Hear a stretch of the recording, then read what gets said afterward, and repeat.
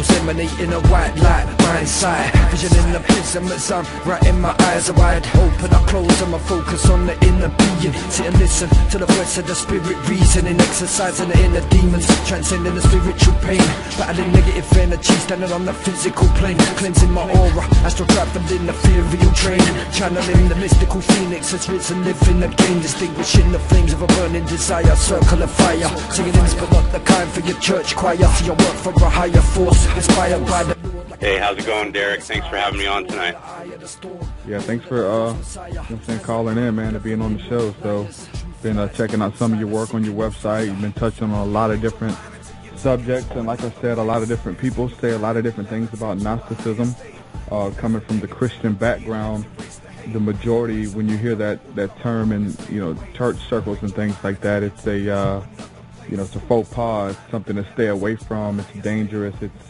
It's mixing of different faiths and different religions and belief systems and things like that. But when I began to look into it a little bit deeper, I started to see some more intricate understandings, and that even Christ and he may have been involved with the Essenes and some of the more deeper esoteric truths and sects of Gnosticism. And so yeah, just wanted you to come on the show, man, and see if we can talk about a little bit of that tonight. What do you think about that? Yeah, definitely. There's a lot of misconceptions, like you said, around Gnosticism and the word Gnosis, which essentially the word Gnosis is Greek for knowledge. And how you know why the Gnostics have been persecuted as 2,000 years from the church isn't necessarily them that were being persecuted, but it was the knowledge that they were sharing and distributing, that it contradicted what the church was saying. Mm-hmm. So a lot of the church members, the fathers, the saints, the doctors of the church, and I believe Christ and St. John, they were all Gnostics. And when they started the Christian Brotherhood, it's basically the universal church is the Catholic Church, and that was pretty much the only church that had started in the early, 1st through 4th and 6th centuries. There wasn't any other competing church or sect at the time until a later date, when other churches came about.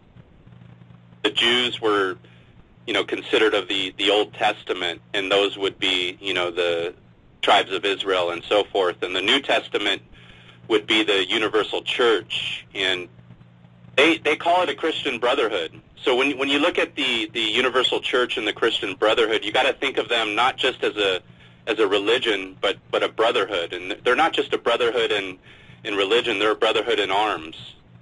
And what I mean by that is, Christ not only said he came to bring peace, he came to bring a sword. So it basically is when I study the history of Gnosticism and the church alongside with it, it was a war on knowledge and tribes fighting tribes, and the church took the stand that they were going to put a war on all knowledge, and if you weren't with them, you were against them. And that meant to be a heretic, and that basically has been the stance of the church for the past 1,500 years until recently. Just in the last, I'd say, 500 years from the Renaissance, you had the burst of Gnosticism in France and all over the world, and it's changed. So we kind of came out of the Dark Ages in the hundreds, but the persecutions had still happened. And I believe the Renaissance and everything that came out after that was actually controlled by the church as well. So what we see today is a lot of it is built by the church, this world that I feel, and then a lot of the secret societies are also come out of the same tree of the Universal Catholic Church. Yeah, because many people don't, don't understand that the word Catholic or Catholicism means, universal. It's the one church where all faiths can come together and worship through the understanding of the the Trinity, as far as the Mother, the Child, and the Father, which is worshipped in every culture that is actually done, by the higher ups of Catholicism, and that's why it's actually known as, as that, as the universal church. So let me ask you this: whenever you're talking about the church and then you're talking about the Brotherhood, are you talking about the same thing? Yeah, basically what had happened when the universal church had started, which of course is the Catholic Church, of a lot of tribes and a lot of kingdoms that had given up tribes and their rights in order to join the universal church, and that's where it becomes a brotherhood.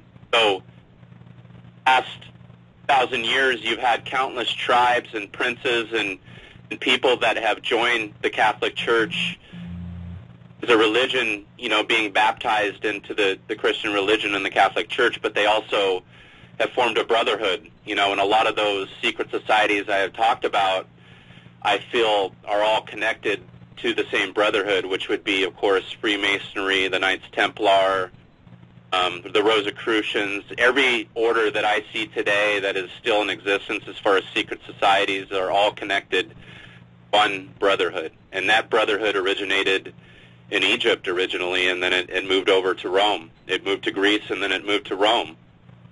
What we're seeing today is just a morphed empire of all those empires. You know, and I believe this is the new Atlantis, would be, you know, all of the Western world, and it looks like we're going back to the Eastern world now too. And we see now. So many people, you know, don't really know what the term, you know, Gnostic means. Like you said, it's, you know, knowledge or whatever. So I think it's, you know, knowledge gained through experience as well. So not only just taking somebody else's, you know, understanding of God, but actually having your own encounter and your own revelation. The Gnostics were big on that, right? Basically knowing God for yourself. Yeah, we're on our own trip. So my Gnosis and your Gnosis, Derek, are two different things. And what I mean by that is knowledge. And through knowledge, we gain wisdom. And wisdom is Sophia. That would be the goddess Sophia. A lot of the allegories that you'll find in Gnosticism that even pertain to Christianity and all the religion, there's a lot of allegories, and they'll use names like the goddess Sophia. You know, when they're talking about the goddess Sophia, they're talking about wisdom, you know, and with knowledge comes wisdom. And, you know, that's what we're supposed to do, and we're supposed to learn by intuition, you know, because each one of us is attracted to different things depending on our race, our DNA, where we come from, our background. And I mean this not in a racist way, but in a factual way, because if you look at all of us, a lot of us, what people don't realize is we're multiracial. You know, myself, I come from the ancient Ethiopians and the ancient Greeks, Phoenicians. I'm actually related to Ethiopians that are of black skin, but I have white skin and blue eyes.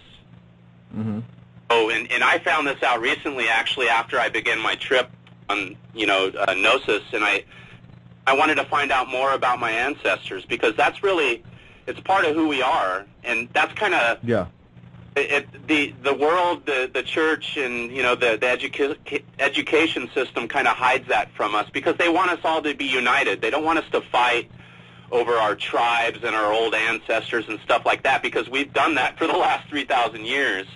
So there's kind of a method to the madness and the magic that they do that I somewhat agree with, but I'm able to handle the truth, and of a certain race or a certain background. I don't self better than anybody else or anything. I just want to know, because knowledge is Gnosis, and I feel if you know who your ancestors are, you actually will start to know a lot about yourself.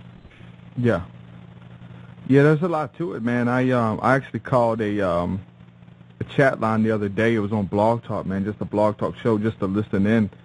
And they actually brought me into the show, and it was a guy. He was reading charts, some of the different astrology charts or whatever. And he was reading the charts, and he just brought me in. I didn't know I was going to get a reading or whatever. So he just asked me about, my birthday and what time I was born and stuff like that. And he kind of pulled my charts and seen the planets and all that kind of stuff, and how they were aligned, to now. And like everything he read, man, was like word for word, like, about me, about my life and about the way I came up and what I'm drawn to, and the type of people I'm drawn to, and the type of skills I'm good at, and things like that. And you know, I think it has a lot to say, man, that, you know, just by, you know, just telling, you know what I'm saying, your birth sign, that you can tell a lot about yourself. You can tell about your signs and your seasons and the things that you're going through. Not necessarily, you know, telling the future by reading, okay, you're coming into money, or, you know, just trying to do like this, you know what I'm saying, you know what I'm saying, it's like a fortune teller or something like that. It's not like that. It basically, you know what I'm saying, reading, you know, your life and your personality and what you're drawn to, and things like that. And I think it's pretty important, man. I think that's one thing that we've been, you know what I'm saying, it's been hidden from us as far as like our ancestry. This was like a common practice with them, and they all knew this, and it was, you know what I'm saying, through you know, tradition and passed down. But you know what I'm saying, us over here in the West, you know, it's basically dead to us, you know. The main reason with astrology is, you know, it's a lot of black magic, and different things can be done with that, and your future and your destiny is in the stars. Carl Sagan, we're made of star stuff, and he wasn't lying. As above, so below. That's part of Gnosis and Gnosticism is learning all the different sciences and the arts as well. So, you know, definitely astrology plays into that, and it's one of the most sacred arts that they keep at close hand, and they keep hidden as well. You know, I know there's things that our time and our calendars that they've changed on us that, and the you know, the deepest secrets of the secret societies. You know, our times have been changed. When this age was started, we're in the year 2013. You know, you ask a lot of people, when did the world start? You know, I don't know, 2,000 years ago or 5,000 years ago, when the world was. In the year 8 AD, Augustus Caesar conquered Egypt.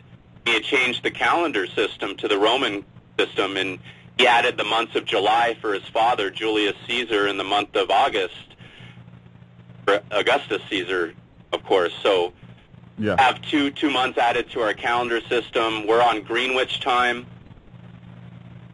Right now, again, I'm not an expert in astrology. I don't know all the different secrets, but if you look at all these things, I mean, so you kind of got to be careful too. And you know, you talk to someone that is a decent astrologer. There's a lot of charlatans, like you said, out there that you got to watch out. And hey, your connection on your phone's kind of coming in and out a little bit. Okay, is that gotcha? Am I the one that's staticky here? Oh, it's not staticky. You're just kind of dropping or whatever. But okay. I mean, it's not real bad, but okay. I mean, I understand that logic, and you have to apply that logic to everything. You know, a lot of people, when I start talking about some of these type of you know, things that may, you know, be considered, you know, new age to some people because it's foreign to them. You know what I'm saying? They say, well, there's all these flukes and these charlatans and these crazy people in New Age. I'm like, yeah, you're right. But those same people are in Christianity. Those same crazy people are in Islam. Those same crazy people are in Hinduism. And those same crazy people are in atheism, or just don't care. So it's not like specific to, you know, the, you know what I'm saying, the, you know, the practice or the understanding or the religion, because there's crazy people and charlatans in everything. So you got it, amen, and really, everything. Yeah, so you can't really come against Christianity because of the charlatans in it, because there's some true, genuine people in Christianity. Just like in Islam, there's some really God-fearing, God-seeking people who love with the unconditional love in Islam. You know what I'm saying? So, you know, you can't really, you know what I'm saying, judge a book by its cover, you know, because everybody's different, and so you got to kind of look past the stereotypes and things like that, you know? Yeah, no, but a lot of people don't take the time to do that. I agree, and that's what's cool about Gnosticism and Gnosis is it's not a religion. It's really a way of life. So you could be of any religion or background and still practice Gnosticism, you know, and if there's no laws against hereticism or anything in your area or your part of the world, you know, because you're exploring the unseen and the occult, and that's where the dangers are hidden, where, you know, that's why the church had persecuted them, because they were discovering things and knowledge that they didn't want distributed, and a lot of it dealt with science as well, and And, knowledge, when we human beings become knowledgeable, we could become wise and we become powerful. Yeah. So, that our system was set up to make us not wise and not powerful, and so we're easily governed. We gotta remember that, we're not the ones in power, we're the ones that are being governed, and, it is what it is. So that's why they have kept the knowledge hidden, and I look at this as the apocalypse, and I talk a lot about, in kind of a Christian sense, but I also bring a lot of different religions into it, but the apocalypse is just a word for the unveiling. Exactly. And, yeah, and if you look at everything that we're learning, Derek, and I'm sure a lot of the people that are listening to the show right now, and, you go on the internet, you can find pretty much anything you want now. Yeah. And the hard part, of course, is going through all the bullshit and all the charlatan stuff, but you can find the truth, and when you find people, like yourself, Derek, and myself, you gotta hang on to these guys and get knowledge from them, and it seems like we're all attracted to each other. It's just like that energy thing where, like, when you're in a room, you're kind of repelled from certain people, and you're attracted to certain people, and these people you're attracted to are usually a lot like you. And I'm learning that is happening on the internet as well. Yeah. So, what's cool is right now during the apocalypse is that we could search and gain knowledge and share it without being killed. And I think this is one of the first times in history where this could be done all around the world, at least here in the Western world. So I think the powers that be have unleashed the Kraken, and that there comes a dichotomy with that as well, because you could still see there's a lot of bullshit out there, a lot of hate, a lot of lies, and I think they're doing that for a reason, and a lot of that, I talked about the Brotherhood. There's a saying they have at the 33rd degree in Freemasonry. It's called Ordo ab Chaos, which is Latin for order out of chaos. And that's how I feel we're being operated as far as magically is like a chaotic society, where it's chaos magic, and we as people on the street and as Gnostics and whoever you might be out there have to find order in this chaos. Yeah. So, well, it's kind of like the whole, the whole hero story anyway, where there's a world in confusion and a world in chaos, and then the hero comes in, and he's deified, and so, in this case, it's not, it's not Jesus, or it's not Horus, or it's not, Krishna, who's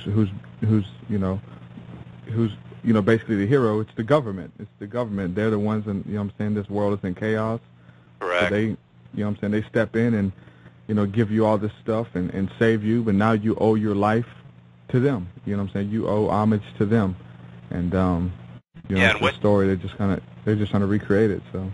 Yeah, and what we need to understand is that what they practice is completely different. Is that we are the saviors, we are the heroes to ourselves, we are the gods as well. We are from the gods. We are the sons and daughters of the gods, and we all are, and we all have that power within us, and that's why we have to look within, even though we might be of a religion or, whatever sect, or you're going to college or whatever, that's great. You're part of something, but in reality, it's your trip, it's your path, it's your knowledge that you got to use. Yeah.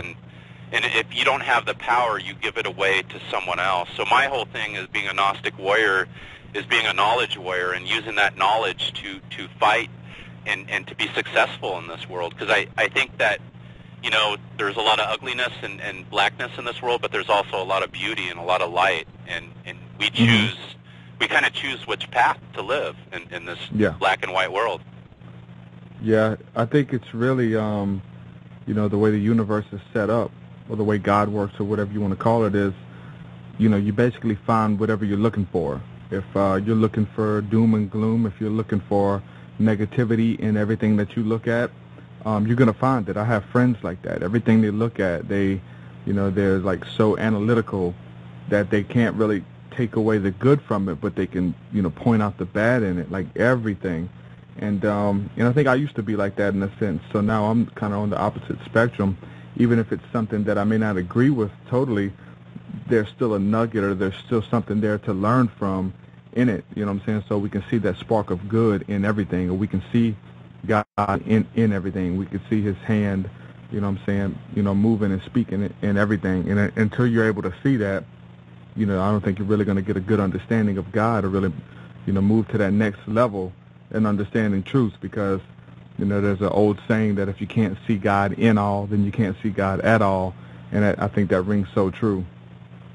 No, I agree, Derek. That's one of the things when you're seeking truth and you're first beginning your path, or you're a Gnostic and you're finding Gnosis, is you start to come across knowledge that can be quite negative, and it can be quite dark, and it can be quite scary and quite ugly. So it has a tendency to wear on you, and if you don't watch it, you could become a victim of that negativity and that darkness, where it starts to envelop you, and it starts to take on your persona, where everything you view is in a negative connotation, and that's kind of the nature of the beast as well, of Satan, that they call, and the darkness. That's what they want to do, and once that happens, you're so easily controlled and mind controlled once you go down completely the negative path. But if you're able to pull out of it, and like you were talking about, is seeing the light and the beauty and the love, that's like the next trip on the path. It's like, whoa, wait a second, I see this ugliness, but wait, there is beauty in the world. There is a method to this madness, and there can be light out here. And if you start looking at that, and you still, of course, you look at the bad shit and the negative stuff, and you recognize it, and you don't be a little wimp about it, but you don't let it consume you or every waking hour of your day. So there's a scripture, and I think it's awesome too, because obviously I think it's a lot of people in their process of waking up, they find out who Alex Jones is, and they find out what the Illuminati is, and what the FEMA camps are, and all this crazy conspiracy stuff, and all this just these different fear pumping you with fear, and you begin to interpret life, through that lens or whatever, and you start seeing all this stuff. So I think it's everybody has to go through that process, and waking up is looking at everything through the the negativity and stuff like that. But still, once you finally wake up and you kind of move past that and you transcend past that, is when you really can start seeing the beauty in everything, and not really be studying or worrying about the negative stuff. Because once you understand that there's negativity and there's evil in the world, like, you kind of get to a point where nothing surprises you, what you hear. So, about that scripture, I think it's in Titus, it says that, whatsoever things are true, whatsoever things are noble, whatsoever things are right, whatsoever things are just, to think upon these things.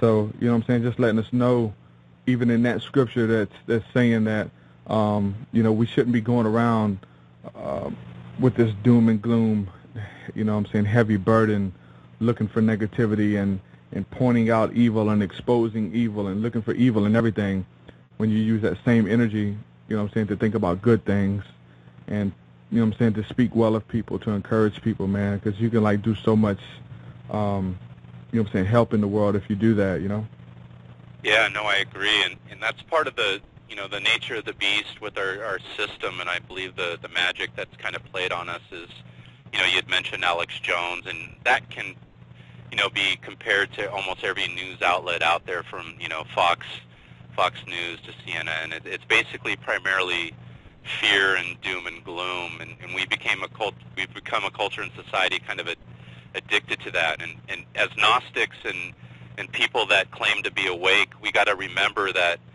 everything is energy. That's what Albert Einstein had said. Everything is energy, and that's all there is to it.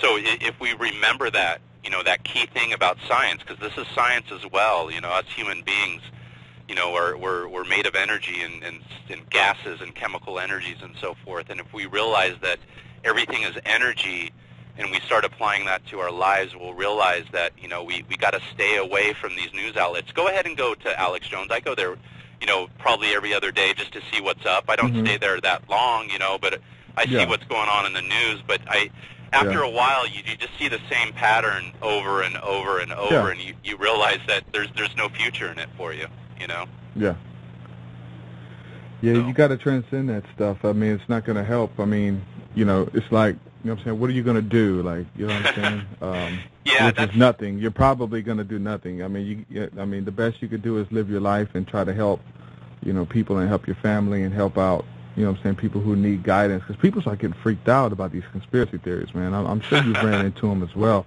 Man, I've had all types of stuff, and people, and I still see it now, people giving out time and dates, and hey, there's supposed to be a huge event in October, and we need to prepare. It's like, do you know how many times I've heard this, and people, you know, freak out over it and think that acid rain is coming because of the tsunami and tidal waves were coming? Like, there were people who actually left the South and moved because they read conspiracy theories online, and people putting together elaborate videos that all this was going to happen and take place, and scared the hell out of people, you know what I'm saying? And none of it happened. I had people calling me, because I had my number posted online a while back. A dude called me from, like, San Francisco. He's like, man, you need to leave the South, man. If you don't leave, man, this is destruction coming to you, man. And it was like, you need to get out. And then I hit him up afterwards, like, hey, dude, you come to me, you know what I'm saying, like you're a prophet or something, you know, telling me to leave, that you knew the inside truth and information that they wasn't telling people. And there's a lot of people get caught up on that stuff, and it's going to keep happening. You know what I'm saying? There's, you know what I'm saying? There's big money in this conspiracy, you know what I'm saying, theory thing, and people are just making up stuff and pushing this info out there and getting, you know, views on YouTube and things like that in the process. So just having fun, seeing what people, you know what I'm saying, will believe, you know? Yeah, and, you know, the way I look at it is we're born into a conspiracy. You know, if you look at the word conspiracy, it's literally, it's a con on your spirit. You know, so in any event, I mean, there's been how many conspiracies over the years, and they just keep adding up and adding up. And you look at some of the biggest ones, and you go from, you know, John Kennedy to, you know, Martin Luther King and 9/11, and all these, you know, big names have come out and said, hey, you know, this was, you know, a setup, and this happened. And, and it's like, okay, now what? Well, what are they going to do about it? And I don't mean that in a bad way. What I mean is they got the game sewn up. And what I mean by this is the powers that be, the Illuminati, the Bilderberg, whoever you want to call them, they got this game sewn up. Whatever they want to do to us, they could do it any second. You know, so, you know, and I look at the FEMA camps, and I was one of those guys for a minute, you know, checking it out, and I realized after a while, common sense and reasoning, I go, you know, if the shit was ever to hit the fan, and nobody had a place to live, and everybody's killing each other or whatever, and robbing and looting, they're going to have a place for all these people to frickin' store them. And, you know, so it only makes sense that they would build these camps. You know? Even if that's what it was. I mean, there was supposedly some big company, like, basically, you know what I'm saying, debunked that stuff anyway and said it was something totally different, you know? But, and that's what happens, you know, and you start pushing, and then you're one who's, like, you know what I'm saying, like, pushing out there, propagating it and stuff, and then it turns up to be a hoax, and you're standing there like, well, hey, I thought it was real, and like, come on, man, you know? Because the thing with, you know what I'm saying, dealing with truth and dealing with truths, plural, it's totally different. Because there are many truths, but to understand the truth, I think it's, you know, understanding God, understanding what can help, you know what I'm saying, benefit our lives, and definitely dealing with the knowledge that's been taken away from us, the knowledge of self, whether it is astrology or whether it is your ancestors are watching over you and guiding you, whether it is, you know, whether, you know what I'm saying, you know, ET contact or whatever the case is, man, that our past has been shrouded, you know what I'm saying, and we've been, you know, handed, or we've been, you know what I'm saying, given something that's been manufactured, and it really sucks, man. It's a 9-to-5, and, you know, we have no coming-of-age rituals in America. People don't know who they are. I mean, your coming-of-age ritual is, you know, you get to go to college and party, and that's your coming-of-age. But like every other culture, you know, they take very seriously when a young man grows up and he crosses that line into adulthood, and he goes on, whether it's a psychedelic journey or some type of fasting or whatever. But most of them have these rituals that they put their men through, and, you know what I'm saying, we don't see that in America. We're just a people, you know what I'm saying, just scattered and, you know what I'm saying, just sold, you know, materialism. I think there's a lot of things that are buying for our time, and really understand the whole, you know what I'm saying, age of Kali Yuga, man, where we're moving away from the spirituality side of it and moving, you know, towards the technological age. And you know what I'm saying, with that prophecy, with that Indian prophecy, is saying that man would use technology to fight against God, or basically man's using technology to fight against themselves. No, that's what we're seeing today. I mean, I believe in, the prophecies, and that the powers that be are still operating by those prophecies, and a lot of those are written in the Old and the New Testament that we're still under today. And I believe part of that system that we're under is magic, and that, what that does is basically it forgets who we are, and everything that we're not supposed to do, we're basically doing right now as a society here in America, and I know most of the Western world. And they don't operate this way in many of the other countries, in the Eastern countries. And the reason being is because we're the sons and daughters of Cain. We're the merchants. We're the Canaanites. We're the ancient Phoenicians. We're all mixed together now, and they got us in these various countries all by design.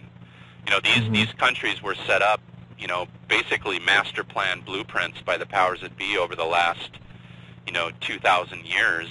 We just happened to be in a country that was built in 1776 by, Freemasons, alleged Freemasons that started the country, and, here we are. And, our country, the name America, a lot of people don't know it. It's a combination of 4 different words. It's Mary, Ka. So it's like like God, and then M-E, Ma for mother, Re for queen, and then Ka is for spirit.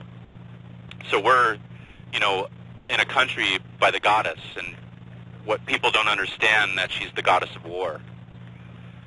And we've actually been in a war since, I'd say, for the last 3,000 years, and if you look at since America was started in 1776, and people just think, the Revolutionary War, World War I, World War II, we've been in 3 wars. No, we've been in, I think, 170 wars since America started, and people don't realize we're the world's police force. The New World Order is here. It's not a conspiracy. It's here. Yeah. It's not coming. I mean, that's part of the thing too. They kind of set it up and push it like it's something that's coming. So if you keep looking for something that's coming, you won't understand that this is something that you were born in. You were born in part of this new world. You know what I'm saying? So, it's like the boogeyman. They can keep scaring you. Watch out, he's coming. You can see signs of his coming, and you don't even know that he's already got you. You know what I'm saying? You're part of it. You're funding it. You are the oil that makes this machine run. Yeah, that's it right there, Derek. That's part of the magic as well. Is they keep us doing things that serve the system. Just like the web, which I use to work on and live on, and I do most of my communications on. That was started by the government. And a lot of people don't know, hey, I'm surfing the web. Who surfs a spider web? You actually get caught in the fucking web. Excuse me, but that's, what basically happens. And there's actually a goddess called Minerva, and she spins a web around the world. And that's the web that we live in right now, from, our internet websites to our Facebook to everything, to our phones. Yeah. Everything's kind of connected in this web. Yeah. And it's all part of that prophecy. We're born into the New World Order, the United Nations, the G20. I mean, you look at the G20, we're part of the G20. It's the 20 biggest nations in the world, and look who's the president. It's Vladimir Putin of Russia. And we're going back and forth in the news and the propaganda news, and I think, deep down they're all brothers in arms, and that eventually there's going to be one last war that we're probably going to see maybe in our lifetimes that they've been prophesizing. And you heard the rumors. I don't know if you heard of Albert Pike of the last World War III, but I think we're coming into those days, and that's part of our culture is war. A lot of us are actually ex-warriors. I believe in reincarnation, and I've studied also history the last 5,000 years, and all of us come from countries, most of us, that have been involved in wars the last 5,000 years, where we were, I know the countries that I come from, we were trained as warriors from 7 years old on for thousand years. So a lot of us today come from those cultures, and part of this Western world and Christianity was to help domesticate us from that warrior culture, who we were, and I know a lot of us could see that sometimes in us, and I know being a man, you know, I can get crazy, and I see that animal in me, and where I could have been a warrior before, and that's the hard part, is suppressing, you know, those animal instincts sometimes, and living by your higher self, and not choosing to use violence or anything, and using wisdom, you know. Yeah, and that's the you know, the hard part is to kind of return to that essence. I mean, that's the whole thing why this, you know, I'm doing this podcast or whatever and doing my music and stuff, is like to really inspire people just to search, man, you know, because there's this faux pas or whatever when they say, like, you know what I'm saying, because I deal with a lot of Christians and stuff like that, and you know, I did gospel music since like 2004, you know what I'm saying, but so when it's the whole thing, even my name, TruthSeekah, you know, it's like, okay, how are you seeking the truth when you already found it? You know what I'm saying? Because that's how they look at it. Like, okay, you found the truth, you found God, so you're done. You found Jesus, the truth, so you're done. It's like, no, it doesn't work like that. I mean, I wish it was that easy. I really do. I really wish it was that easy. But once you, even if you come to the knowledge of Christ, or you come to, you know what I'm saying, the knowledge of the Messiah, it's like, that's just the beginning. That's just, well, you know what I'm saying, that was just my beginning. Everybody has their own path, like you were saying, as far as Gnosis is concerned, but that's just the beginning, because even if you try to look at it that simple, there's doctrines that come into play. There's, once you start reading the Bible, there's interpretations, and there's you know, different agendas and things that come into play. So you can't, it's not that simple just to, you know what I'm saying, to be dealing with religion and find God, and now you have all the answers. Because, you know what I'm saying, the knowledge has been suppressed. We don't really know, you know what I'm saying, the path of the ancients, or the path of our ancestors. Like, so it's something that we're searching, and it's something that's you know, something that's pulling us, something that's calling out to us, and no matter how much you try to suppress it, it keeps calling. There's a lyric in that Red Hot Chili Pepper song, you know, can't stop the spirits when they need you. And that's so true, man. It's like, when truth is calling, when the spirit is calling you, when it's moving you, you can't stop it. You can try to fight it, but you're going to be tormented. You're going to try to live this regular, you know, mundane life or whatever, and be fulfilled in a 9-to-5, when you're made to live for so much more. And there's something, an ancient fire that lives within you. There's an ancient past, whether you were a sage in a past life, or or if you do come from a family of shamans or something like that. That's in you. That's in your blood, and something calls out, you know, to you through that. And then once you start, you know, kind of looking into it, then you're looked at as the whole Salem witch trials thing, like, you know what I'm saying, called a witch or a warlock and an outcast, and they begin to throw stones at you and you know what I'm saying, try to destroy you, you know?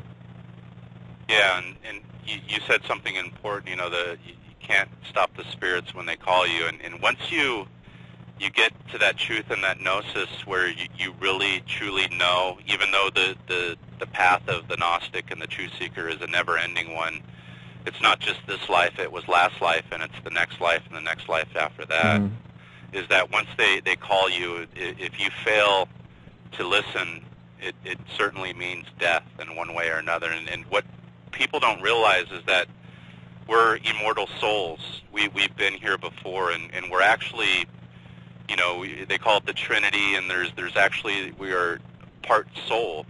That's our higher self, and that's not taught in school, and they actually don't. They teach you it in Christianity and in various religions and so forth, but not where most people understand it in a clear way, in a simple way. You know, so you know, when you find yourself, you're finding your soul, you're finding your true self, your higher self, the true Derek, the true Mo, or the true whoever out there. When you find that self, and you're finding truth, and you're finding happiness. That's your soul being happy and learning knowledge that they've known in another life. And I guarantee, Derek, that like you, brother, you, with your music and your talent, you've done this before. Where someone like myself, I can't do it. I could definitely play a tune and write a couple songs, and I'm pretty good at poems, but nothing like you and other people out there. And we each have these various talents, and they're soul talents. They're things we brought from a previous life. And what we do is we take this body that we have, whether that be you, Derek, or me, and the DNA is our computer, is what we tap into, and that's where the secrets are in our blood. So when we reincarnate into this world, and again, this is my Gnostic trip theory, and people out there could take it as they wish, is that when our souls reincarnate, we're like a computer hard drive that goes into this body, and we remember through our blood, and things that make us happy, or that give us the chills, or intuitively we know we've been here, or we've seen that, or we know this is the truth. These are old knowledge regained. It's like with you being a musician. I guarantee you were probably a musician in your last life, and you're just relearning it, and that's why you're taking to it. Because I played music, and I don't play music anymore because it wasn't something I was very, very good at, and I decided to put it away. But people like yourself, when you find that you're good at something, you keep doing it because you intuitively have that knowledge built within you. And it's a great thing, and you're developing it. So that's part of, I believe, of being a Gnostic, is just like what you're doing with your music and your art. You're basically living the life of a Gnostic artist, because you're distributing your knowledge through your art, and that's through the music. So you're not just rapping about things that don't mean anything. You're rapping about knowledge and wisdom. So it's obvious that you were a Gnostic, and in a previous life you were definitely involved in this type of stuff, in alchemy, and then you were a musician, which, to be honest with you, a lot of us did a lot of the different arts in our past lives. And you go into different communities in the world now, they teach their children all these things, on nature to music.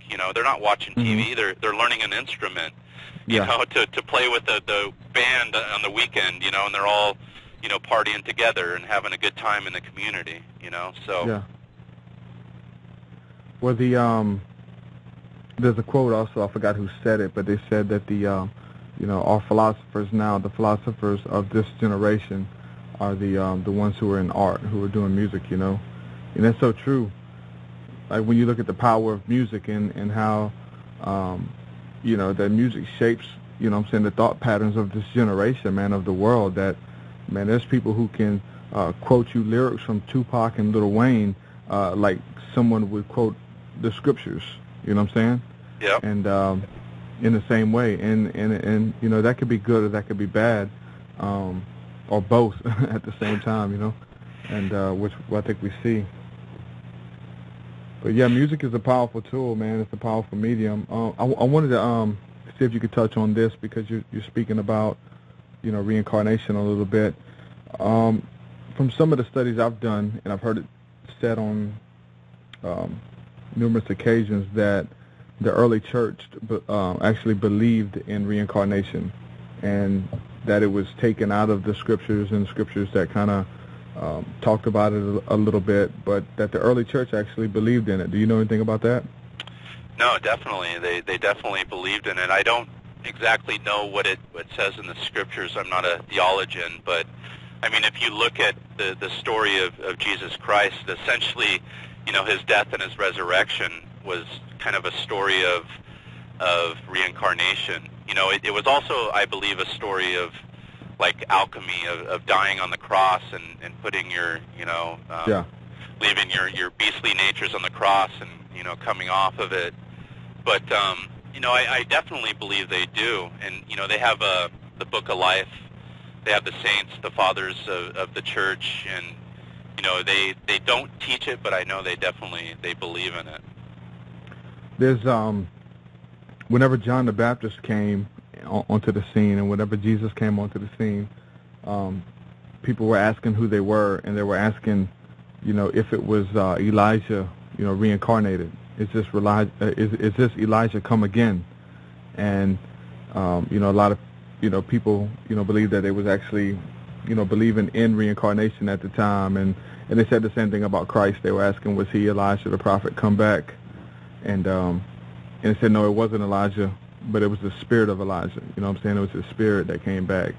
And so there's a couple scriptures that actually point to that. But yeah, that definitely was a big understanding back then, definitely not now. I think there's only really one or two scriptures that would go against it. There's the one that everybody tries to stand on that says, to be absent from the body is to be present with God. And so they believe that, like, if you die, you're automatically, going up there to be with God or whatever in heaven or whatnot. So they try to use that to kind of, denounce and debunk the reincarnation theories and stuff. Well, yeah, that kind of goes with the angels and the demons theory. Is I wrote an article on it a while back on demons, and when I studied the subject of demons, I found out that they were actually demons were worshipped all around the world, and there was good demons and bad demons. And it wasn't until the church came in at a later date did the word come angel, and then the demons of the old days became demons, bad demons, devils, and so forth. Yeah. And a lot of that is deals with reincarnation. People in a lot of countries, they have they believe in their family and their spirits, and I believe in this as well, is that a lot of the spirits that and the angels and the demons they talk about are actually spirits to actually our racial spirits. And what I mean by this is wherever we come from, whatever country or whoever we are, and that's within our blood is the spirits that surround us and where we come from. So I believe we're guided by these spirits, the good and the bad, depending on who we are as a person in our heart. Are we a good person or a bad person? That's really going to tell you what kind of spirits we have around us. And there was a war between the Old Testament and the New Testament because it dealt with reincarnation, and there was a lot of these people that were reincarnating in the world, and they wanted to control this, and so they kind of put a hatch on it. And but you go in different parts of the world, and they still worship demons from India to China and so forth. Mm-hmm. And Plutarch said that according to the divine nature and justice, the soul of virtuous men are advanced to the rank of demons, and that from the demons, if they are properly purified, are exalted into gods, not by any political institution, but according to right reason. So there's Plutarch, one of the most famous Greek historians, saying that demons are actually purified. Once they're properly purified, they're exalted into gods. Yeah, yeah. And if people are listening to this and you hear the word demon, you think of a devil or unclean spirit. It's not the same thing. Think angel. Demon, think angel, please. Yeah, it's actually spelled different, too. It's spelled Daemons. I'm on Wikipedia, and it says demons are benevolent or benign nature spirits, beings of the same nature as both of mortals and gods, similar to ghosts, heroes, spirit gods, forces of nature, or the gods themselves. And it has a reference to Plato here, and I want to say that it was Plato. I was listening to Manly P. Hall, I think it was last week, and he was speaking about, I think it was Plato, about how he would sit out and speak to these different demons, and they would speak to him and give him inspiration, and he would sit under the trees, and these different nature spirits would talk to him and give him inspiration and things like that. Yeah, I remember hearing that story. I don't know the exact story, but yeah, I heard that. Yeah, I don't know if it was, I think it was Plato. It's actually quoted here on a Wikipedia, so I'm going to say it was him. Sure. But yeah, it's very interesting, and you can look up. There's a movie too. There was a movie that actually dealt a lot with that. What was that? It was kind of a play off of The Lion, Witch, and the Wardrobe. Do you know what that was? With the it had like a lot of demons in it, but they were actually like bears and familiar spirits. No, I don't remember that movie. It's like a children's movie. I don't know the name of it right off, but yeah, it was interesting. I remember when it first came out that a lot of people in the church were like kind of protesting it and stuff because it was kind of a play off of Lion, Witch, and the Wardrobe, and it was advertised and it used the word demons, and they were like, oh, demons, watch out! Yeah. Telling your children how to communicate with demons or whatever. Yeah, and that's again, that kind of goes back to the beginnings of the church, and they wanted to control society, and part of that was propaganda a little bit, and people need to understand that there was a kind of a war against this. So, you have some of the greatest Greek historians, and and people and authors in history saying, you know, demons were both good and bad, and they became gods, and then the church came later, and they changed them to angels, and the angels were only good if they were saints of the church, and they were fathers of the church, you know, and then the demons of yesteryear weren't good because, you know, we had new spirits that we needed to pray for, and those would be those of the universal brotherhood, which would be the Christian, you know, Catholic Church. So yeah, there's definitely stuff going on, and I'm kind of thankful for the experiences that I've had. I've had experiences with these type of entities or whatever. They wasn't pleasant experiences. It's just because of the point, you know, that I was at in my life. But I had someone, you know, kind of I stole some books and some video games from a warlock, and he summoned elemental spirits to come and get the books back, and they actually physically formed in front of me, and knocked me to the ground, and they would, you know, they looked. It was actually one. It took on the shape of a shadow, probably about 8 or 9 foot tall, and to, you know, the best way I can describe it, it actually looked like a camel. The wind started blowing. This thing stood up and ran by and knocked me and my cousin both down. So after having that experience, it was, you know, I knew that there's something to it. There's something to all this, and it just really piqued my interest in some of the occultic arts even more. It's like, I want to know how to do what he did. You know what I'm saying? Like, I want to know how to do that. This is real. This is because a lot of people read this stuff and it's just theory and it's philosophy and it's, you know, it's just, you know, theories or whatever. But no, this stuff is real, man. There's more to this than you think. There's more to, you know what I'm saying. The spirit realm is more real, you know, than the realm that we that you know what I'm saying, we can touch, see, taste, and hear. You know. Yeah, well, that's, to me, that's the true matrix. You know, the world we live in now is the illusion. And like the warlock you mentioned, he's definitely was a black magician, because you don't summon spirits and elementals unless you're a black magician. You know, so if you do that, you got to pay the consequences. You basically, from my understanding, you do your bidding, and you have these elementals do them for you. You have to make a deal with them, and most of that time it's your soul. So, you know, my theory as far as communications with the spirit world and so forth, you know, yours was an experience where you were dealing in the occult and so forth, and then you were dealing with a black magician.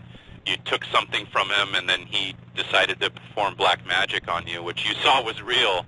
So you're definitely, you know, the power of black magic, and people need to understand it is as real as can be. And you know, one of the things that I've read in studying the occult from Manly P. Hall to Eliphas Levi is if you want to keep your soul and you want to be happy and you want to have a place in heaven or wherever, you don't play with black magic, which would be summoning demons or doing stuff like he did against people of their own will. So a white magician would have said, Derek, hey, I know you took the book. Do the right thing and bring it back, bro. You know what I mean? But a black magician is going to use that knowledge that he has of the occult and the unseen world, and he's going to pull elementals and spirits. So that's why the church had hid all these secrets and this gnosis and this well, they knowledge. Didn't want people running around summoning demons. You know what I'm saying? Yeah. They didn't want that. You know, they kind of reduced it to fairy tales in a sense. You know. Yeah, and it's real, because they used to kill people for this stuff. In other countries, they still do. Oh, yeah, I would probably be a dead man already. But, you know, but, yeah, I mean, the guy who did that, man, like, I know for a fact he was tormented. You know, he's told me personal stories, because I actually, you know, kind of made up to him after the fact. About a year later, I went back, you know, to him and kind of apologized and everything.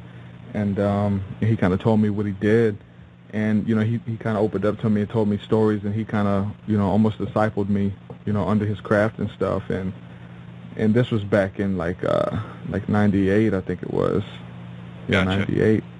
And, he was tormented, man. He would wake up in the middle of the night and walk in the rooms. In every room he walked into, the light would cut off, and he would hear parties in his living room and wake up and nobody was there. And he'd have women walking into his room and, you know, wanting to, you know, get with him sexually, and then they would turn into these grotesque monsters and stuff, man, and just crazy dreams that would torment him and stuff. So yeah, he paid the price for doing that kind of stuff. And whenever I came into the light and I kind of got away from that stuff, part of me was even scared to kind of go around that guy. You know what I'm saying? Like, I didn't want to see him because it reminded me of that dark satanic power.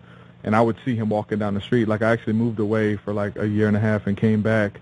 And when I seen him walking down the street, I would almost, you know what I'm saying, I would almost go into like a panic mode. My heart would start racing or whatever.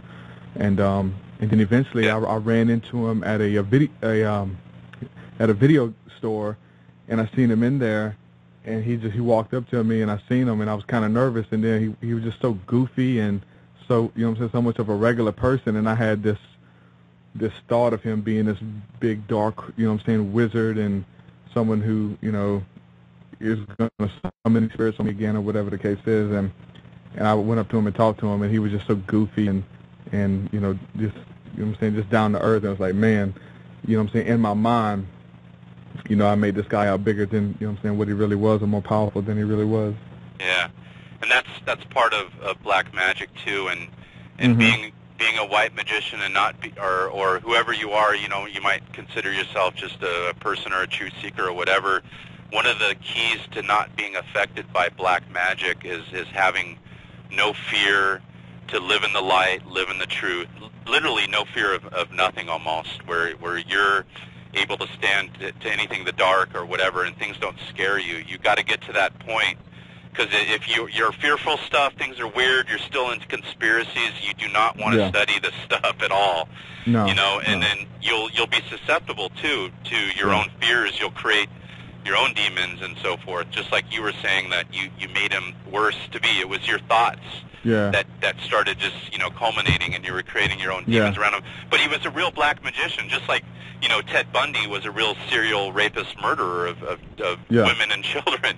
You know, they could be nice, but it doesn't mean that they're not a black magician, you know. But you know, there's ways that you could strengthen yourself to not be affected by a black magician, but also they're powerful. Some of them, it don't matter how powerful they are, they can affect you. And that's why in a lot of religions and so forth, rituals, they have different rituals that they do. A lot of it is for these things that we're talking about, actually, you know, and the prayers that they say and so forth. And, you know, my beliefs, a lot of this Western society that we're in is built on magic, and there's a lot of spirits here that are summoned, and there's a lot of things going on that we don't know behind the scenes.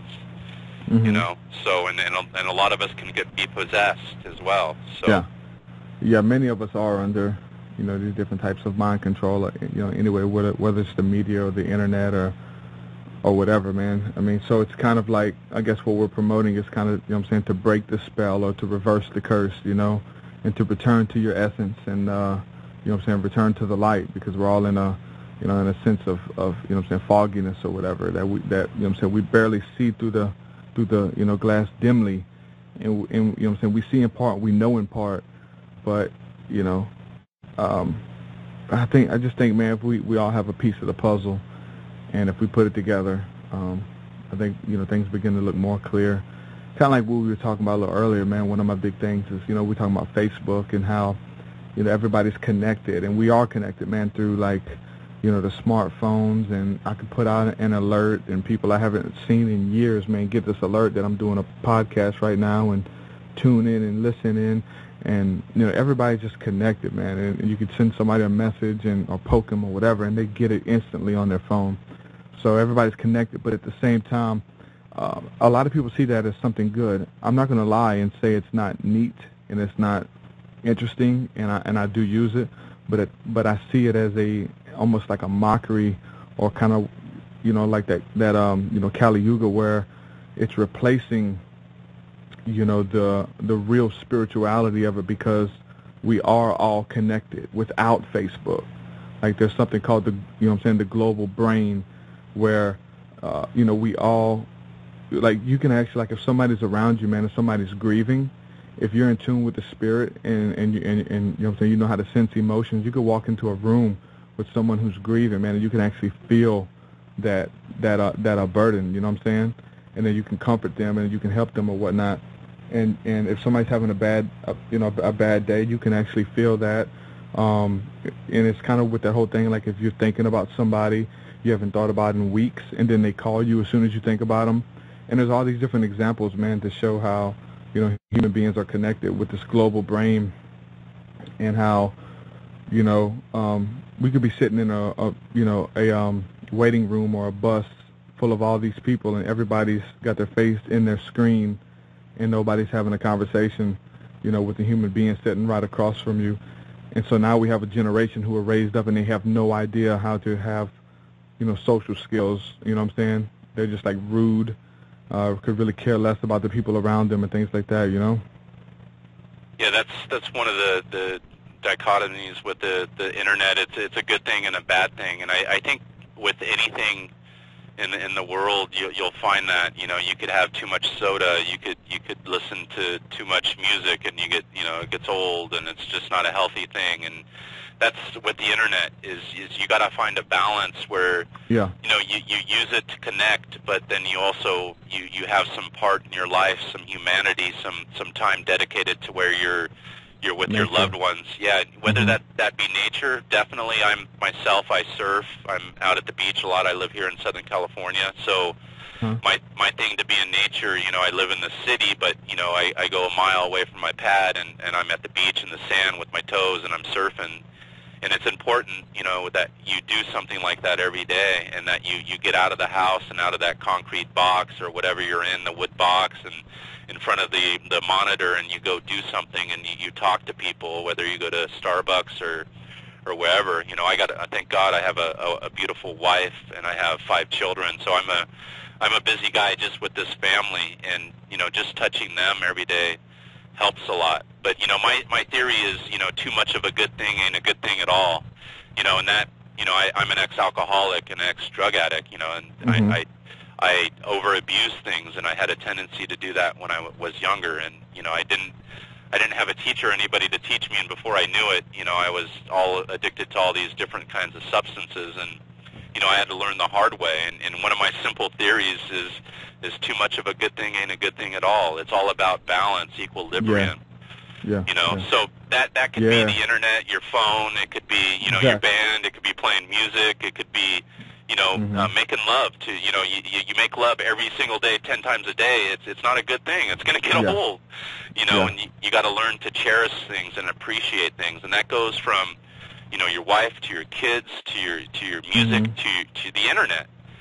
Appreciate it. And if you're using it 10 hours a day, 12 hours a day, 7 days a week, you're not going to appreciate it. It's not a good thing, and it's ruining your life. So there's studies, man, that are saying that that it's changing the way that our brain works and making people, which would pass for having these different symptoms, man, of basically being insane. You know what I'm saying? The way that they, are always checking their phone and just is being so connected and so looking for that stimulant. There's a if you guys are familiar with the comedian Tom Green, he just did his stand-up comedy. He did his first taping or whatever, and it's definitely worth watching because he has a message, and it's real funny. There's some some vulgar stuff or whatever in it, but he actually has a message in there, and he's talking about technology, man. And there's a little rant on there where he goes off for about 10 minutes, and he's just hitting you with truth or whatever,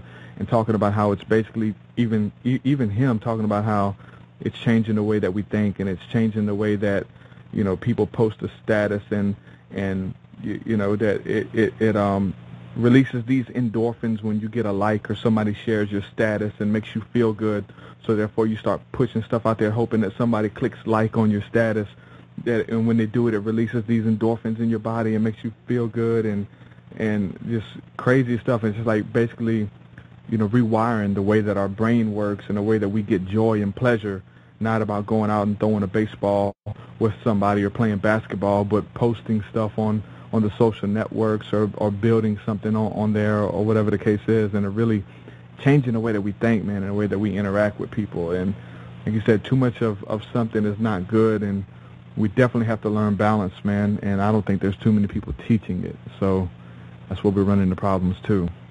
Yeah, and I mean, if you look at our society, and I don't see that getting better for some people out there, because a lot of people don't recognize it because they're under the very mind control, that we talk about, or you could find on the internet and the truth movement, is that, these are the 90%ers. These are the everyday Joe that, they don't see the chemtrails above their head, and they don't know anything about what we're talking about. Gnosis would just be just a foreign language, and they don't even go to church anymore, and they're just into their phone and their job and their materialism. Unfortunately, that's, I believe, 90%, 95% of society, if not more, and that's the problem. And then guys like ourselves who are trying to, push some knowledge on our Facebook pages and some truth and a little of our music, we have to compete with all these little news articles and BS, but it's the nature of the beast, brother, and we all got to find a way to find, as they say, that you got to find some ordo in the KO, and that's what we got to try to do with our worlds, when we create them. When we know thyself, we got to learn to love thyself, and then we need to surround people around ourselves that are similar and try to create our own little worlds. And then if you have a wife and children, you try to give these teachings to them, and of course on the internet, but the most important people are you, you, Derek, me, the people listening, and then their children and their wives, their significant others. Everybody else should come after that. That's their inner circle. So if we, each one of us who's here listening to this phone call or the podcast later on, if you work on yourself and your children, imagine if we just all did that. What a better world we would build. And I think if we all do that, us 5%ers or us 2%ers out there, that we can change the world. And but we still got to deal with the Facebook if we want to stay relevant, right? Yeah, really, because I mean, dude, how many times have you seen it? I think I've seen it first because I went through it. Is people will be like, well, all right, guys, I've kind of had it up to here. I'm done. I'm done with Facebook. I'm taking a break. I'm deleting my account, and I'm probably not going to be back. I'm going to get more grounded with life and with my family. And that lasts 6 days. And on the 7th day, they're back because they feel like they're missing out on something, man. They feel like, this, because it is your social life, man. It's really, oh man, it takes away from your social life as far as you're content with, seeing what everybody else is doing and not even commenting or liking a status or whatever, just reading their statuses and almost feeling like you shared a part of that. If somebody had a baby shower and you didn't go, but 6 weeks from now, like, hey, yeah, I see you had a baby shower. You know what I'm saying? Like, you know about it and stuff, and man, it's taken that mechanic, from us, because a lot of people are content with being hermits now, and they're getting their social stimulant through the social media, and they feel like they're connected without even calling somebody or being there for somebody. It's really weird, man, and there's like you said, there's pros and cons, and there's but good and bad. A lot more cons right now, man. Yeah, it's fun. Don't get me wrong, man. I'm a gamer. I love to game, and we're using technology right now. We're talking to people all over the world, and people are listening to my music who don't even speak my language, and they're translating it, and they love it. I mean, it's amazing, you know what I'm saying? But it's overwhelming. Yeah, that's again the good and the bad, and too much of a good thing isn't a good thing at all. But I'm actually somewhat of a hermit and one of those guys that's kind of a recluse. So go on the internet, and on my Facebook page, I've got around 2,000 friends. Most of those are just I would really say are acquaintances that I've met through the internet, but whether it be my websites that I own or whatever. And I kind of enjoy that because most of them I wouldn't call anyway, and I don't mean that in a bad way, but it keeps it kind of simple in that way. But there are people, you're right, I'm guilty of the same things as you. I mean, I should call my brothers and sisters more. I don't, because I'm running my business, I'm doing my Gnostic warrior, and then I got my family and so forth. And,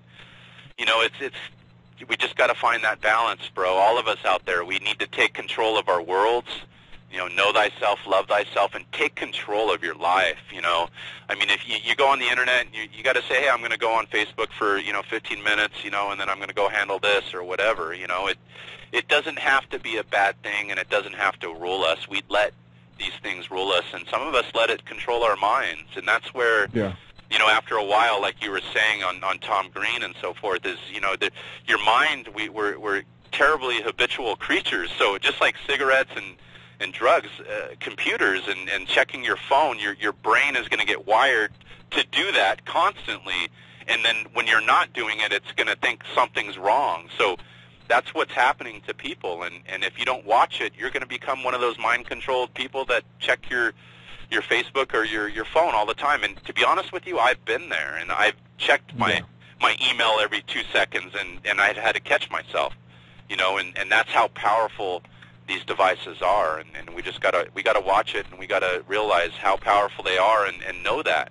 And that's part of Gnosis, you know, and knowing how the world works. Yeah, that's a big part, man. It should be a foundational, and that right there, it's basically gonna counterbalance your spirituality and your spiritual walk if you're too much given into that, and you're too much, because it plays in with the ego and you know what I'm saying, all types of stuff. When you're trying to make a name for yourself and trying to do all this type of stuff versus balancing that with spirituality.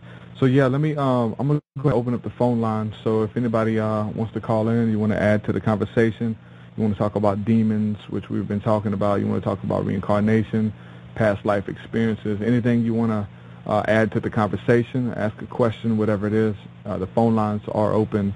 If you look at the everybody listening in the chat room at the very bottom, the dial-in number is 1-724-444-7444, and then you enter the call ID number 78643, push pound, and then it's going to ask you for your PIN number. Your PIN number will be 1.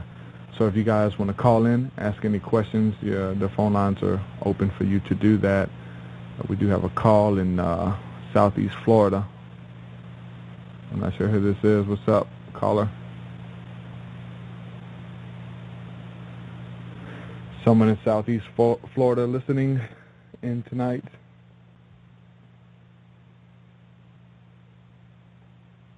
Maybe not. Anyway, if you're there, you want to talk, just hang up and call back. You can do so. But yeah, just dealing with that, you know what I'm saying, that whole balancing everything out. It's the key word. It's what's needed, but it's so hard. And I guess kind of shifted a little bit, man. What is your thoughts on UFO contact and extraterrestrials? Do you have any experiences, or have you looked into any deep information that kind of, you know what I'm saying, kind of stood out to you, or have you had your own experiences, or what? I've had my experiences when I was younger, and now that after my research, I wouldn't say they were aliens. I'd say they were spirits of my ancestors and so forth. But I believe the skies. What's that? I said traveling the skies. Yeah, basically, the universe is huge, and I think that there's aliens and other life forms out there. I just haven't seen anything. I'm sure the government knows something. I just don't spend a whole lot of my time kind of researching it, because it doesn't seem like there's anything out there for us that hasn't already been found by other researchers and people that have studied it. And it seems like that if we're ever to know, it's going to have to be total government disclosure, about it. It's not something like that, I'm going to be able to study and find out for myself, because, I've never been taken up in a UFO or anything. Yeah. So. Yeah. Well, I mean, I definitely won't wait on the government to tell me. Yeah. There are different initiatives and stuff like that. Like we have the CE5 initiative, which is Close Encounters of the Fifth Kind. Close Encounters of the First Kind is when you see a craft, and then it progresses. You see a craft, then a craft comes down, and then you were you've seen a being, and then they took you on a ship. But a CE5 initiative is when you make the efforts to actually try to make contact yourself, whether it's through prayer and meditation, or doing going out into a field with people and playing instruments and have flashlights or something to beam out there, man. And a lot of people are having success with this, man. There's a lot of people just going out on their own and capturing footage and having these crazy encounters with these benevolent beings or whatever, which they claim have been watching over them from the beginning. Basically like these guardian angels, who are out there, watching and kind of making sure everything progresses right, and have, been watching over us. And I've had several experiences as well, and I have a lot of people contact me through my Facebook and email and stuff, and tell me the same thing, and it's all been these awesome experiences. Nobody contacts me with these crazy, fearful experiences and being abducted and beat up and taken away from their family for days and stuff like that. Like, most of that stuff I believe was through some of the disinfo and the fear agenda that was pushed out there, so that you wouldn't try to make contact, that if you did see a ship or a craft come down in the field, that you would run, and you wouldn't try to contact it or flash your headlights at it or something like that. So there is a lot of people who believe that disclosure is happening, and it's happening, in the skies, and they can't really deny it. But that's not to say that every light in the sky you see is a craft or a spirit or whatever, But there's some interesting, things happening with that that whole initiative, and I kind of put a lot of that stuff in my music as well. Yeah, it's something I haven't spent a whole lot of time in, pursuing knowledge and truth. You only have so much time and subjects you can go after and really, gather a true grasp of it or knowledge. And obviously UFOs are one of your subjects. It just hasn't been one of mine, and I haven't tried to make any contacts or had personal experiences. And again, the personal experiences that I thought, I feel personally, again, my Gnostic trip would be that those were spirits of my ancestors contacting me. And after that, I've had several contacts from my ancestors, and which I believe are the spirits and the angels. I call them, angels, and my ancestors, and and some people in other cultures would call them demons, and then some people would say they were aliens. But again, that's kind of just my trip, and it goes along the lines of what you were saying. A lot of the people that you've talked to, they're having good experiences, and if they're good people, and I think they are, because we're all attracted to people that are like us, even online, is that, they might possibly be, and again, I don't know if they've seen people, they might be their spirits of their ancestors, but... Yeah. Have you actually seen, like, these aliens and everything, Derek, or...? No, I haven't seen beings as far as, like, manifesting. I have, seen, like, the silhouettes during, like, meditation or whatever. Okay. Mine is been through, like prayer, prayer and meditation out in the fields and out at different truck stops and stuff like that. I actually see them in the sky, and they'll like appear and do different things, so I can see them and kind of make, contact with me. And then there's like a telepathic communication as well that comes along with it as well, a feeling or a sense of emotion, a still small voice. A lot of times when you see them, and some of the things that, because I'm like, my own biggest skeptic. Obviously, like I say, I think whatever you're looking for, you're eventually going to find it. That's the way the universe works. And I gave myself over for a while to, having these experiences where I would spend hours, stargazing or whatever, and seeing some really awesome stuff that you definitely can't explain it away to being satellites or, something like that. Or, I've seen stuff traveling in and out of stars and going into constellations and disappearing and stuff like that. Gotcha. Pretty awesome stuff. For sure. Then I know you were, I think you did a video on Lucifer, and you were getting some problems on that. You want to talk about Lucifer at all, or what happened? I basically give the understanding of as far as a biblical understanding. Obviously, most people believe that Lucifer is the devil or Satan or something like that, and that's the Christian understanding, but it's not a biblical understanding. That the word Lucifer is mentioned one time in the Bible, and when it's mentioned, it's not talking about the devil. It's speaking about the king of Babylon, and it's in the context. It's a prophecy written against the king of Babylon, and then it uses an analogy and calls him Lucifer, which is an analogy. Lucifer is the planet Venus, the brightest star in the morning sky, being taken down or taken out of the sky whenever the sun rises and dethrones Venus from all of its glory. It's the brightest star, but when the sun rises, he's put to shame, and he basically falls from the heavens, and the sun is reigning supreme. And it was talking about in Isaiah chapter 14, is speaking about the king of Babylon who had the children of Israel in captivity, and that if he didn't let them go, that he was going to fall from his grace. He was going to fall from his high and lofty place where nobody can touch him, and everybody worshipped him. Everybody had to respect him. He had God's chosen people in captivity, and that's what it's about, or whatever, when you look at it up contextually. But it's kind of like one of those things we're saying, like the knowledge of has been lost, and tradition prevails over truth. And so when you say the name, it gives you this bad demonic thing that Lucifer is the devil, when the term Lucifer is just a title. It means light bearer. And a lot of people followed me that far, a lot of Christians and stuff, because I gave the scriptural context, and they say, you read it for yourself and just see what it's talking about. And but then I brought up the term and said, well, if you're a follower of Christ, if you're a follower of truth, then you are the true Luciferian. You are the true light bringer, because you bring the light. Christ said, I'm the light of the world. He says, that we are to walk in the light, and God is, called light. The Bible says God is light. The Lord our God is a consuming fire. So, and then we carry that light. We have that light inside of us, and stuff. So, but when I said that, the whole Lucifer thing, and then Luciferian, they think it's all demonic and stuff. So it just kind of triggers those those buzzwords or those trigger words for them, and a lot of people can't get past it. But a lot of people can. So, if you read it for yourself, you understand that.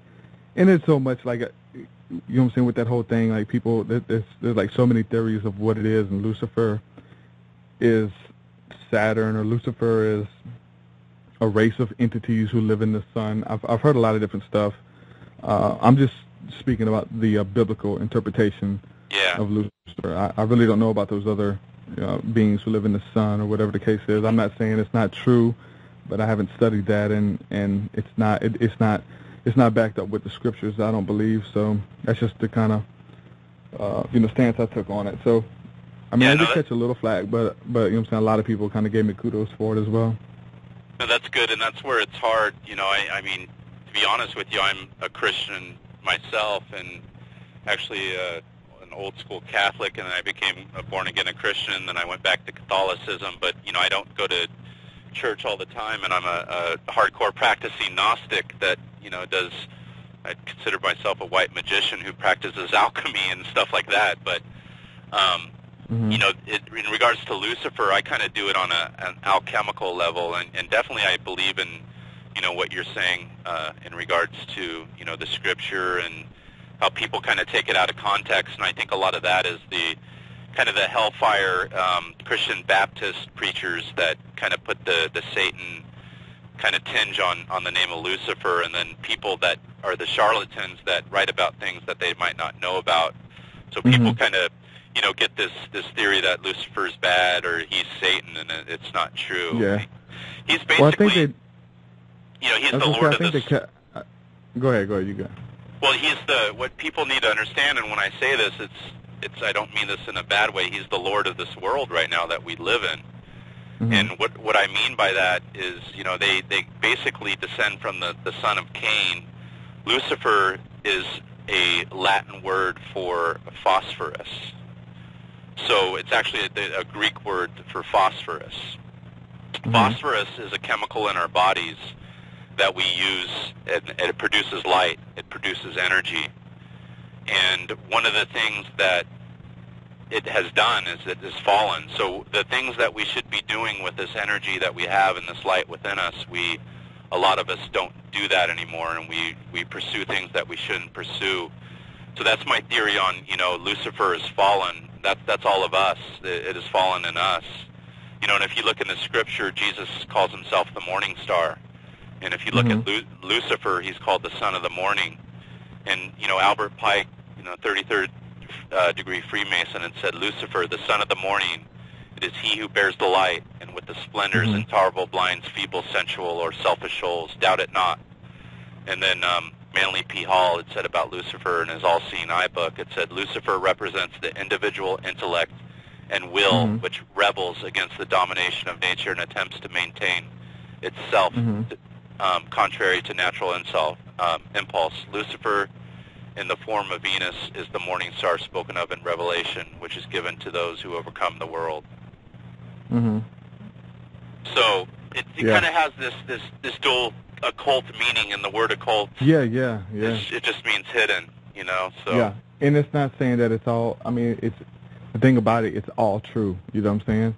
It's all correct, especially if it's your you know what I'm saying, worldview, and obviously it's you know what I'm saying, correct to you.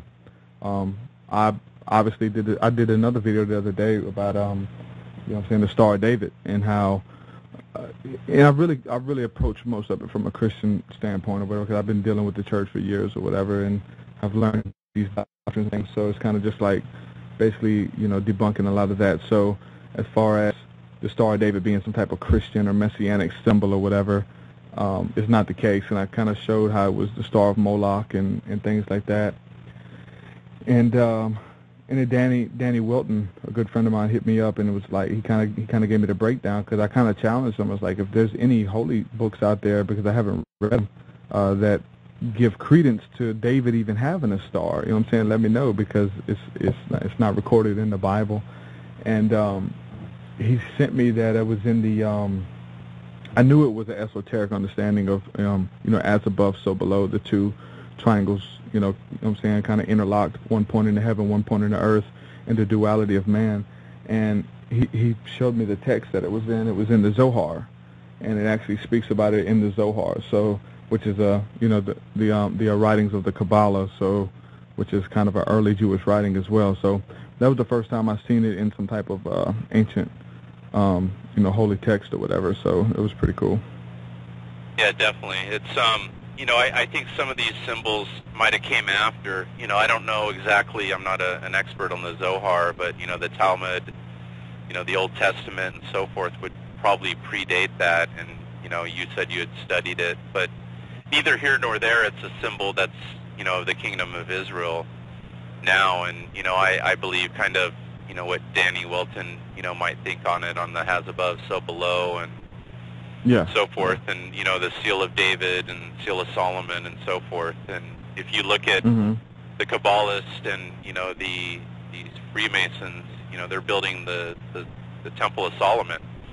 You know, they put it in all their writings, you know, and that's part of the secret destiny of America, is that they see this Temple of Solomon built. And, you know, I take it that as meaning figuratively, because Solomon is solar man. It's basically us, and they want to get us to a point where we're able to manage ourselves. You know, that's kind of the whole goal, even though I don't see it now with the way the system's set up in the education system and here in America. But the whole goal is to be, you know, masters of ourselves, you know, and all of us be Freemasons in a sense, you know, or Christ or Buddhas or whatever that might be, you know. Lightbearers. Lightbearers.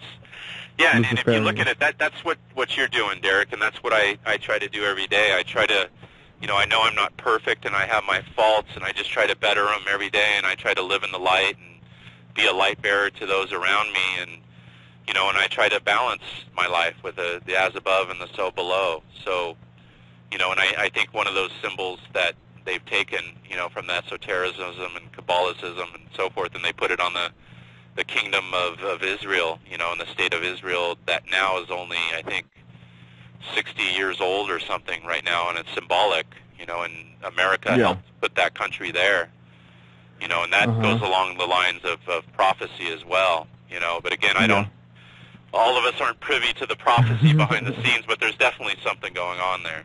So yeah, definitely. Definitely. One thing, I guess I want to touch on this because it was asked in the chat room. Bigsy asked about how did I see, you know, the entity or whatever when I had my eyes closed, and like how did I see it?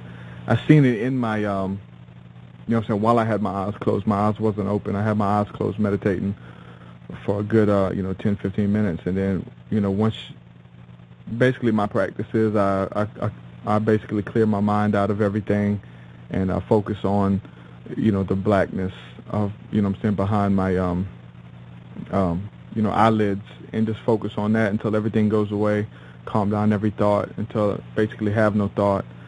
And I definitely enter with intention of trying to make contact with, my higher self and with God, and just basically fellowship with the, with God and with the Holy Spirit, and whatever He opens me up to, I'm open to receive it.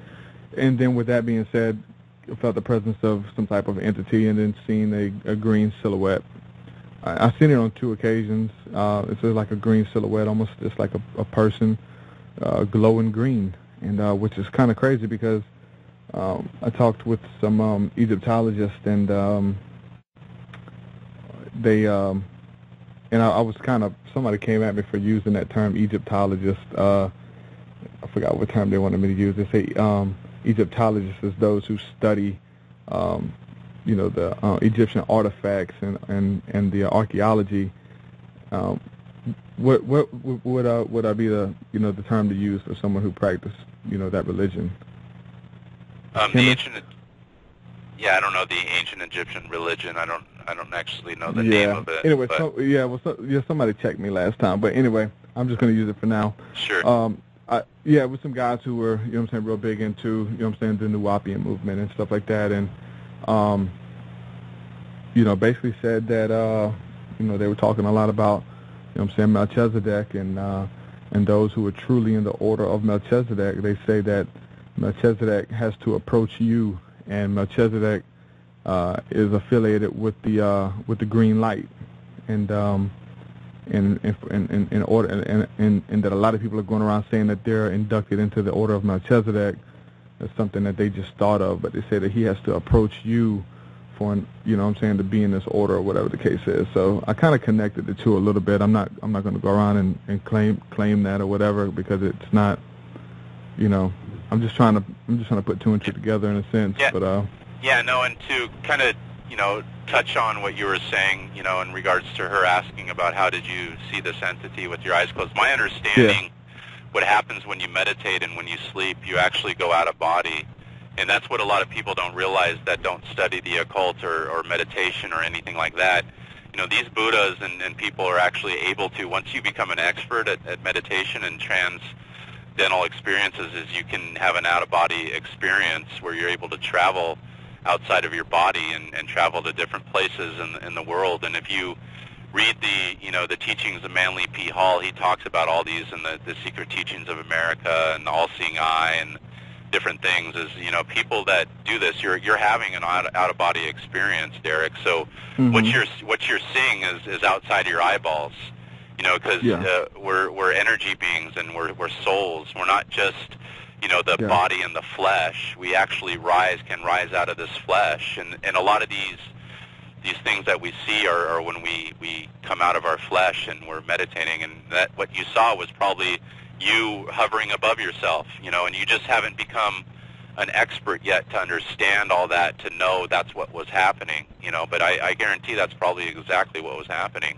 I haven't seen anything myself during my meditations. Mine were just communications, with words and just simple sentences here and there and answers to things that I was actually able to verify on my internet computer after I had these experiences. So, and that's part of focusing on one thing, and that's what you do when you meditate. You're focusing on one thing and you're remaining still.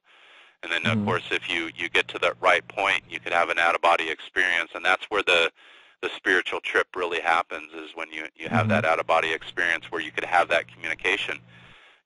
And sometimes you asked for that before. I don't know if you asked for that, Derek, for some answers to something or to see anything before your meditation. Did you do that, or? Yeah, it's really, like I said, to make contact with benevolent entities who are watching over us, like you said, whether it's the ancestors or, our guardian angels or whatever, or God or the Holy Spirit, just, whatever. We don't have it figured out to just make that connection. Like I'm not, in tune with. I don't meet with spirits or anything like that per se. Besides the Holy Spirit, that I rely on, and I do have fellowship with the Holy Spirit. But as far as meeting entities and those who have gone before us, which is which was practiced in the Bible, which was Jesus did it when he went into prayer and meditation. Like I said, we have a clear example on the Mount of Transfiguration. He always tried to get his disciples to come and pray with him for hours, but they would always fall asleep, or they would they wouldn't do it. They wouldn't suffer along with them. But when they did, he brought them up to the top of Mount Transfiguration, and Jesus turned into his spirit form. He transcended for them, showed him his spirit body, and met with Moses and Elijah on the top of the mountain. Yeah. I mean I know people personally who claim that they do that in their quiet time whenever they pray and meditate, that they meet with the patriarchs of the Bible. You know what I'm saying? Like, who am I to say that they don't? I have no idea. I'm not there with them. So. Well, yeah. I mean, what a lot of people don't realize is this. All we're talking. It might seem like spiritual gobbledygook or whatever, but it's not. Like the English word genie, it comes from the Latin word genius, and it basically means a guardian spirit thought to be assigned to each person at birth. And these spirits are also called jinn. They're called ghosts. They're called in other cultures and so forth. And it's the genie in the bottle in the folklore that the person rubs a lamp and makes her or her wishes known, and that genie comes out and boom, it grants the wishes. That genie is our spirit. That's our higher self. That's our soul, and we got to become one with it. And we got to. There's a Greek word called hainos, and that means one. And that's part of being a Gnostic, is becoming one with your soul and your higher self. And and part of that is not listening to your lower self and that selfish, materialistic part. And it's hard living in this world. We all like nice things and a nice car and stuff like that. But again, that's balance and stuff. And, when we become one with our higher self, that's when we become geniuses. That's when we really and that's what you're doing, Derek, with your music, and I'm trying to do with my writings and my website, and I'm writing a book and so forth, is I'm becoming one with my higher self, and I'm trying to put out creations and spread the light. And that's, that's what we're here for. We're angels reincarnated here to spread the light, brother. Yeah. And anybody who's doing that, man, like you said, to try to, get around those people and encourage them and be inspired by them and inspire them. I mean, because I know my music has inspired many people, man, in many different ways, whether it's creativity, inspiration to dream, to meditate, to speak to God, to seek, to read the scriptures, whatever the case is. Like I've gotten it all. I've gotten all the comments and all the compliments, and so I know it's doing its work. I know it's doing what it was designed to do, and I'm gonna continue to do it, man, because it's a doorway, and it's fruitful. So definitely. Yeah. So everybody out there, who has an art or who has a passion, man, continue to pursue it. And if it's something that rings true with you and it's true to you, pursue it. Yeah, and we all have that. Some of us just have different talents, and once we find and connect with that, we got to try to do, in a sense, just make ourselves happy.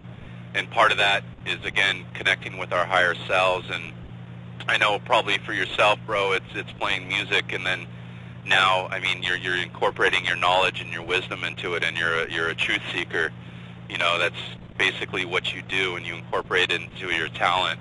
And so people need to find ways out there that might be listening to create, because that's really what makes our souls happy. And I know that's what made my soul happy, is when I started, learning things, and then I started actually operating in the illusion with my talents that I was learning. And instead of creating BS or a company that makes plastic things, I'm creating truth and light, and I'm sharing knowledge and doing different things. And I have a website actually that's not Gnostic Warrior. It's called Loan Safe, where I help people that are having problems with foreclosure in America and mortgages. For the last 7 years, I've helped people. I think over 11 million people have visited my website, and I make a great living off of that. So what I learned with mortgages and foreclosures, I started sharing with people, and I started a forum. So now I actually have a company where I employ people, and I have a wife and kids that I take care of, that I started with my knowledge.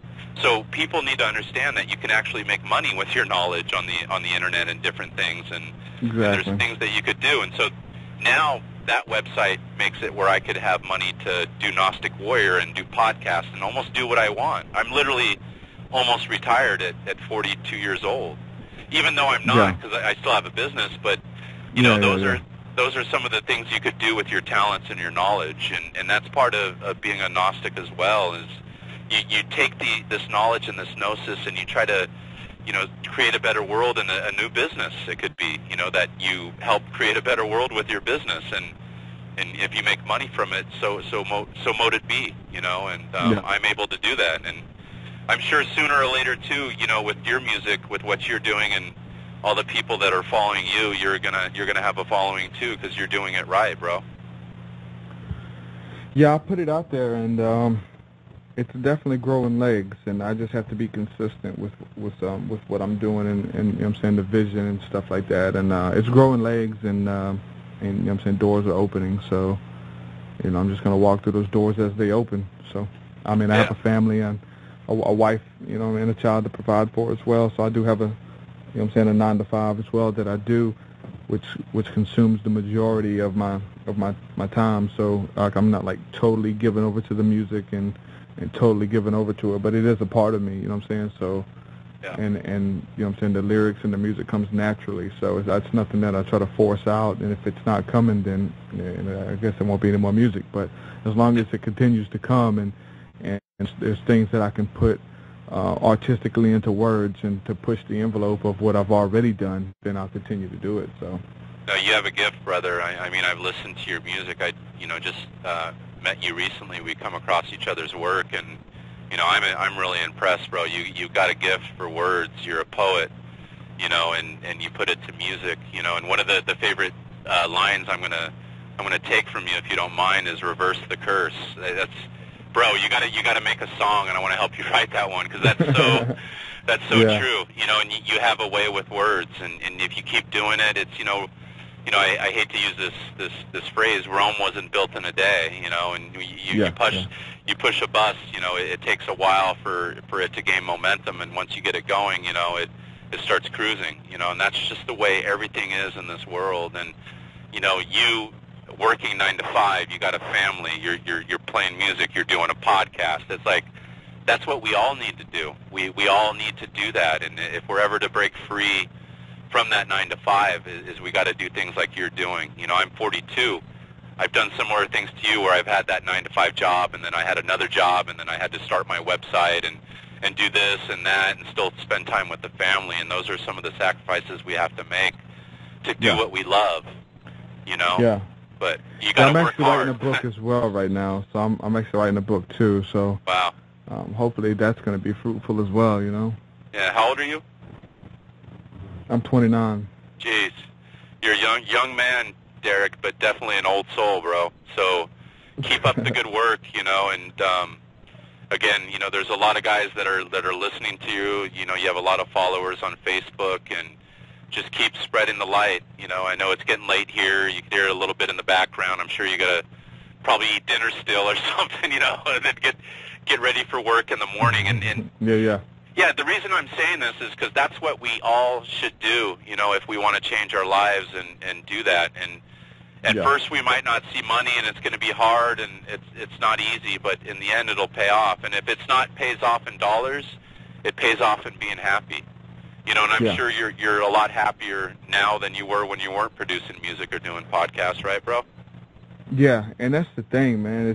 It's to keep, you know, to basically keep that attitude, to keep up the attitude of, you know what I'm saying, you're helping people, and you're helping your family, and you're helping yourself by actually getting the information out or the knowledge out, and to do it with the open, you know, arms or whatever. And if money comes or whatever, obviously money's a huge part of music. It's a huge part of life, you know what I'm saying? Right. So, I mean, I have people who, like, they refuse to sell their music. They, you know, they want to write a book, but they don't want to sell it because they don't want to feel like they're marketing, you know, or like, you know what I'm saying, making money off of people or whatever. Being sellouts, Yeah, being a sellout for the dollar bill or whatever, but they don't understand that, you know what I'm saying, there's people who will pay that, you know what I'm saying, money, and if it comes, man, then accept it, you know. I mean, if it's there for you, I mean, you don't do it for the money, but it's you know what I'm saying, it's a vital part, because it's not free to do what we do. It's not free to produce a album or to write a book and publish a book. It's not free. That stuff costs money. You know, you have to take it from somewhere. So whenever your gift starts opening up, you know, room to actually pay for itself, if you're doing an art, man, and a gift, and you've been doing it for some years, and it's not paying for itself, then I think you're doing something wrong. I think after a while, you need to you know, learn the different tactics and rules and different things that you can do to where your music or your writing or whatever the case is paying for itself, and you don't have to go into your bill money or go into your family's expenses money to pay for producing your album or whatever. You know what I'm saying? Because eventually it's going to pay for itself and it's going to pay off. And I'm actually just at that point now to where, you know what I'm saying, royalties and things like that are paying off for itself. I mean, album sales aren't out the roof because not too many people buy albums anymore, but, you know, any independent artist needs to understand that you can set up, you know what I'm saying, royalties, and you make money anytime your music is played online, and you'll actually receive pretty nice paychecks from it. So, and I'm just an independent artist myself. I don't have a backing of a huge label. All I have is the internet at my fingertips, but that's the world at my fingertips, you know? Exactly.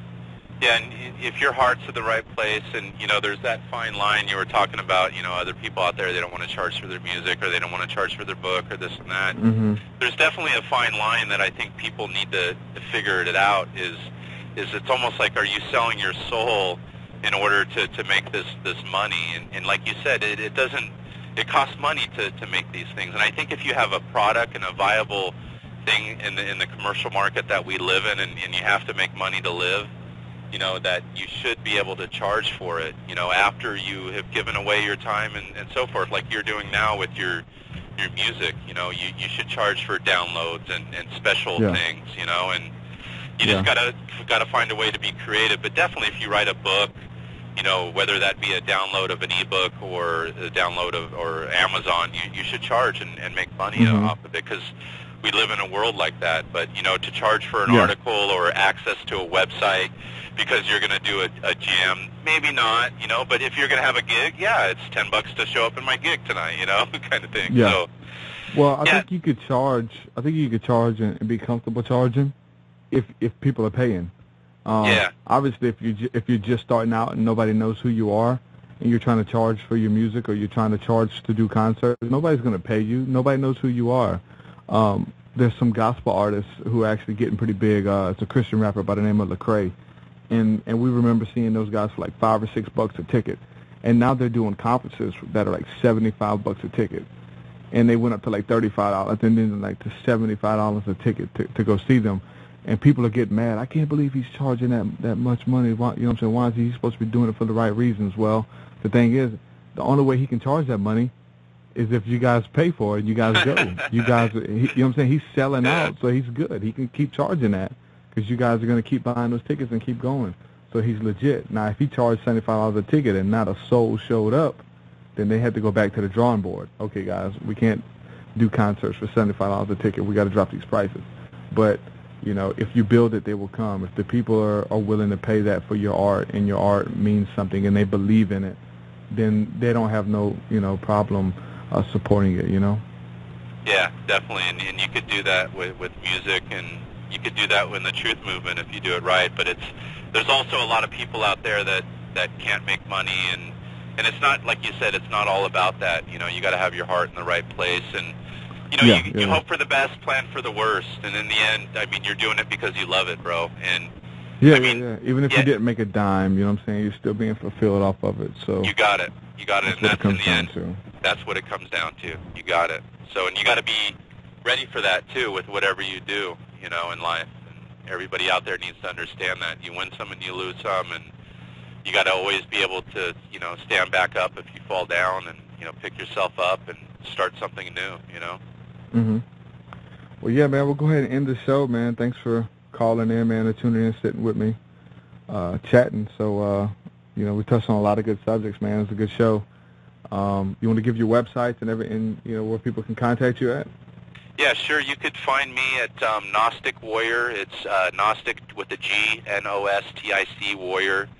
TruthSeekah.com, and you know, I write about a bunch of different things there. And then I have another website if anybody has any mortgage problems, foreclosure, stuff like that. I know a lot of people are hearing into that, but it's a good website in a form. It's called loansafe.org, and that's a free website that helps people through foreclosure, or if you need a loan modification or stuff like that. And again, it doesn't deal with Gnosticism or truth, but people own houses and real estate, so they might need some help there. So, and again, Derek, hey, thanks for your time, brother. It was great talking to you.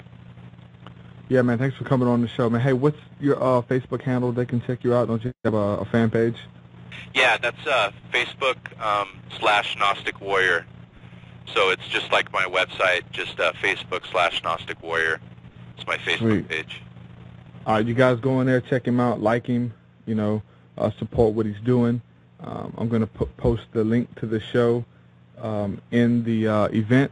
So, and if you want to check out the archive, it's going to be on YouTube, and I'm going to have it archived on my website, TruthSeekahMusic.com, Truth, SEEKAH music.com. So thanks everybody for holding us down. Like I said, big shouts out to, you know what I'm saying, Big Z, everybody holding us down in the chat room, man. We'll see you guys next week. Peace. Right, peace out. Take care. There are 4 brainwave states. Theta is the conscious mind. Alpha is the creative and meditative mind. Theta is the dreaming mind. And Delta is where the higher self is. Elevate your mind until you're taken to another place. If you seek, you'll find and then levitate to a higher state. Move past the negativity and let's erase the hate. Embracing whatever will come along as fade away. Transcendental meditation. I'm sat in a temple trying to reach man's potential. Practicing the active mental elevation. Black candles emanating a white light. Mind sight. Vision in the prism as I'm right in my eyes are wide open. I close and my focus on the inner being. Sit and listen to the voice of the spirit reasoning. Exercising the inner demons, transcending the spiritual pain.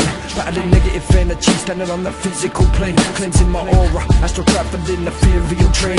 Channeling the mystical phoenix has risen, living again. Distinguishing the flames of a burning desire. Circle of fire, singing hymns but not the kind for your church choir. See, I work for a higher force, inspired by the Lord. Like Elijah formed in the sky, I was born in the eye of the storm. Born to the false messiah, and the real devil in all liars. The truth lies inside the seek and you'll find her. Elevate your mind until you're taken to another place. If you seek, you'll find and then levitate to a higher state. Move past the negativity and let's erase the hate. Embracing whatever will come along as fate awaits. Elevate your mind until you're taken to another place. If you seek, you'll find and then levitate to a higher state. Move past the negativity and let's erase the hate. Embracing whatever will come along as fate awaits. Never let you keep me here in this prison that you built for me. Let it be known that I do not fear and I won't back down so gracefully. I'm not what they say I am, but a figment of your imagination. Your dogma, your karma, just a product of intoleration. On a search for salvation, your soul's vacant within a facade. So face it, your hatred held sacred is why you believe the lie. The choices that you've made have brought you here to question God. In the darkness you can't see the light that shines right by your side. Excommunicated, now my only friends are spirits. Speak to me when I'm lonely and understand the way that I'm feeling. My sanity say I'm losing, I swear to God the stars are moving. The truth is hidden in plain sight and revealed within the movies. Maybe this sounds foolish, it's cool, it's the way you do this to demonize human beings and pray that they come to ruins. It's true and it's my desire that fire will burn away your fear. So know that God is loving, there's a reason that it brought you here. Elevate your mind until you're taken to another place. If you seek, you'll find and then levitate to a higher state. Move past the negativity and let's erase the hate. Embracing whatever will come along as fate awaits. Elevate your mind until you're taken to another place. If you seek, you'll find and then levitate to a higher state. Move past the negativity and let's erase the hate. Embracing whatever will come along as fate awaits. Do not pity the dead, Harry. Pity the living. And above all those who live without love. But you know, happiness can be found even in the darkest of times. One only remembers the turn on the light. Elevate your mind until you're taken to another place. If you seek, you'll find, and then levitate to a higher state. Move past the negativity and let's erase the hate. Embracing whatever will come along as fate awaits. Elevate your mind until you're taken to another place. If you seek, you'll find, and then levitate to a higher state. Move past the negativity and let's erase the hate. Embracing whatever will come along as fate awaits. Is this all real? Or is it just happening inside my head? Of course it's happening inside your head, Harry. Why should that mean that it's not real?